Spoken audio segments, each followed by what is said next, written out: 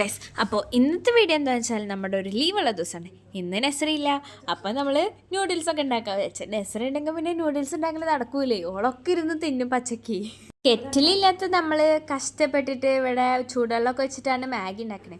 എന്താണെന്ന് വെച്ചാൽ നമുക്ക് ഭക്ഷണം കഴിക്കണമല്ലോ, അതുകൊണ്ട്. പിന്നെ നമ്മുടെ ഉച്ചക്കത്തെ ഫുഡാണിത്.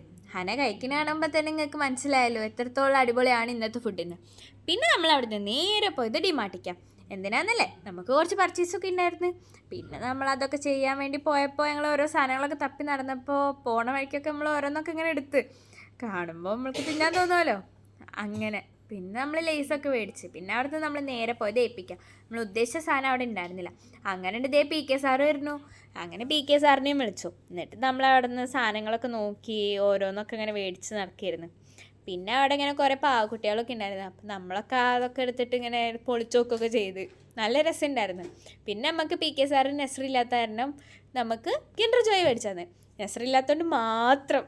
അപ്പം അത്രയ്ക്കുള്ളൂ ഗൈസ്, ബൈ.